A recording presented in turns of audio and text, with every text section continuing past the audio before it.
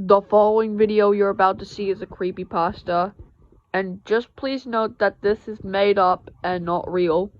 It also contains content that may not be suitable for younger audiences. If you get scared easily, please click away from the video. Viewer discretion is advised. Let me tell you a story about a lost episode of the Teletubbies that I encountered. While I was on holiday in the USA, I decided to go shopping at Walmart. After a few minutes of looking at other stuff such as toys, clothes, etc., I decided to go to the DVD aisle. They had a bunch of DVDs since Walmart is a big store. What I found was a very rare Teletubbies CD case DVD. The DVD was called Teletubbies, The Beach and Other Stories. The cover consisted of the Teletubbies in a green background. It even had the Australian General Rating, DVD video logo, and ABC for Kids logo. I also looked on the back of the case. The DVD contained 5 episodes. The episodes were The Beach, Football, Washing Up, Naughty Sausage, and Fighting. Now I thought to myself, fighting? What does the Teletubbies have to do with fighting? There was also a big stick note message on the DVD cover that read, "I came all the way from Australia to USA to sell this DVD at Walmart. If you buy this DVD, I must warn you that one of the episodes on this DVD is messed up, and you should probably watch it at your own risk." I felt suspicious about the person who went all the way from Australia to the USA just to sell only one thing in a random shopping place, but I decided to buy the DVD anyway. Not because it was rare but because it was also interesting. I also decided to buy a portable DVD player so I could watch the DVD in my hotel room. I went to the cashier, paid for the DVD for $3 and the DVD player for $35, and the person at the cashier said, "Have a nice day." The price came to $38. I went home to my hotel room, turned on my DVD player, and inserted the disc into the DVD player. Now I got kinda excited. The DVD started with the ABC warning screen, ABC DVD ident, and ABC for Kids ident. It then went to the DVD menu. The menu showed the Teletubbies ready to play in the puddle from the episode The Beach. The options were, Play All, Episode Selection, ABC Web Link, and Subtitles. I pressed Play All. The first 4 episodes were normal. But the last one, holy moly, it was insane. The intro was normal, but 2 things were off. The first thing that was off was that the Teletubbies logo, which usually explodes after introducing the Teletubbies, exploded into a blood splatter on the screen. This really shocked me. Why will they put blood in a preschooler show?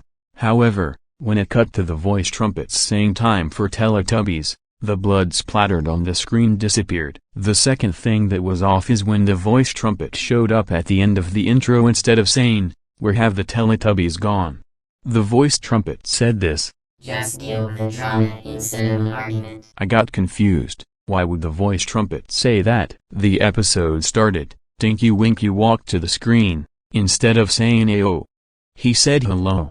In a normal sentence. One day in Teletubland, the narrator began. Tinky Winky was going out for a walk. "That's right, I was going out for a walk," Tinky Winky said. I was surprised to hear a Teletubby talk in a full sentence. Just then, the magic windmill began to spin, and it was time for the TV event. Tinky Winky then said, "Uh-oh," and ran away. The TV event started, and Lala was chosen for the TV event. The TV event was about 2 boys named Kevin and Ethan. They waved to the screen and said hello to the Teletubbies. They were best friends, and they went to school together. They were 6-7 years old.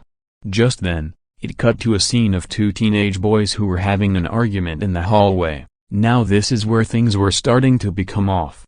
One of the teenage boys punched the other boy in the face he had an argument with. Kevin and Ethan were so scared that they ran away. The fight between these 2 teenagers was starting to get violent. The fight continued, and more people joined the fight so they can stop the fight. People were screaming in agony as they were being attacked and punched. It then cut to Kevin and Ethan crying over what was going on right now. The principal also got so scared of what was going on that he called the police and the hospital. It then cut outside to some police cars and an ambulance arriving at the school to see what was going on. The 2 teenagers who started the fight got arrested, and so many people were injured. It cut back to Ethan and Kevin again, and they were still crying for the entire time. The TV event ended, and the Teletubbies were shocked by what they just saw on Lala's TV screen. It was played a second time, and after that, the whole TV event ended. I was shocked and surprised at how they allowed this in a preschooler show for ages between 0-5. It cut to the baby son laughing and viewing the Teletubbies house with the same joyful music for a few seconds. It then cut to the Teletubbies entering the Tubbytronic Superdome,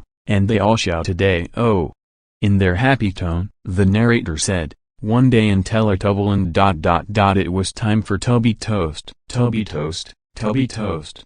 The Teletubbies said excitedly. Dipsy, Lala, and Po were sitting at the table, and Tinky Winky went to the Tubby Toast machine. Dipsy then said, "Hey Tinky Winky, I thought it was my turn to turn on the Tubby Toast machine." You see, Dipsy, you actually did it yesterday, so today it's my turn. Tinky Winky replied. "So you're telling me that it's your turn today just because I did it yesterday?" Dipsy said in anger. Dipsy, calm down. Lala said. "Shut up, Lala," Dipsy said aggressively.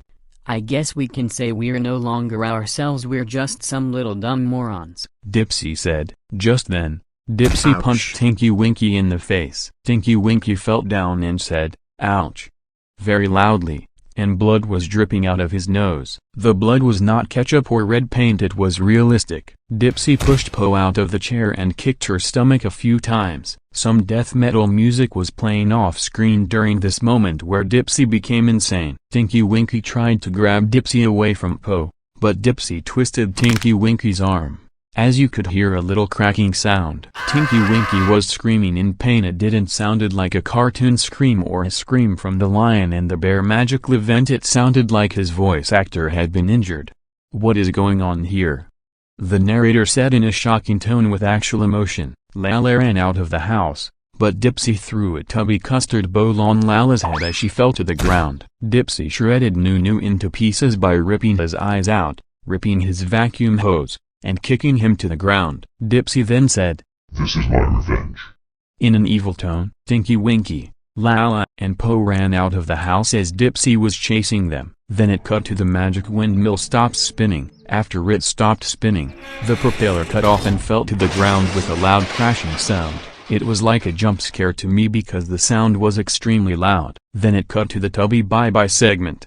But when the voice trumpet rose up, instead of saying "time for Tubby bye-bye" 3 times, the voice trumpet said this: "Dipsy, you should be ashamed of yourself." Then it cut to Tinky Winky, Lala, and Po coming back home to the Tubbytronic Superdome, where they were all injured. Tinky Winky had a big bandage on his broken arm, Lala had a small bandage on her head, and Po had a big bandage around her stomach. Tinky Winky then said, "That was a horrible nightmare." I know, right? Po said. By the way, what the heck happened to Dipsy? He never acts like this. Lala said. "Well, he ran on a rampage all over Teletubbyland and beaten us up, and Dipsy got sent away from Teletubbyland." Tinky Winky said. What? Po said in a surprising tone. "Yeah, Dipsy getting arrested was the only way to stop this chaos. But the good thing is we can still visit him sometimes at a place far away from home. But I'm afraid that he is no longer part of the Teletubbies anymore." Tinky Winky said. Then the credits rolled,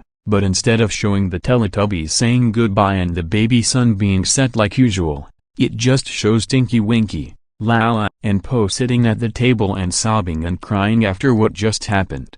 It didn't sound like a cartoon cry, it sounded like their actors were crying for someone who had passed away, and the credits theme song wasn't playing at all since the credits scene wasn't normal. It cut to static for 15 seconds. Dipsy appeared on screen and he looked very terrifying. His skin and fur was gray and he had realistic uncanny human eyes. Dipsy then said, "My fight was worth it, right? I hurt my friends. And you may be next. I'm sure we are going to have a lot of fun while I punch you very hard. Just letting you know, I'm coming for you, and I should be here any moment." The screen glitched out and the episode finally ended with the Ragdoll for BBC, ABC DVD, and ABC for Kids closing logos. However, they were kinda different. When the Ragdoll for BBC logo played, the background was purple, and the smiley face on the former was frowning. When the ABC DVD logo played, It was the same red-tinted logo with reverser audio from the Galactic Battles episode that Rowan Hordern encountered.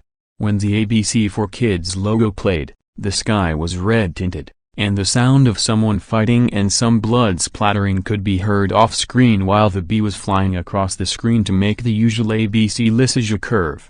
It then took me back to the DVD menu. I got kinda shocked by what I just saw. Why would they make stuff like this for a preschooler show? I contacted Ragdoll Limited about the episode titled Fighting. The next day, they responded to me with this message: "Dear viewer, a guy named Ted Morgan was making so many horrible Teletubbies episodes to gain attention and get revenge on the Ragdoll employees. We gave Ted so many chances, and he lost all of them. So we fired him in 2001 due to these episodes he was making, just to ruin people's childhoods. Ragdoll Limited.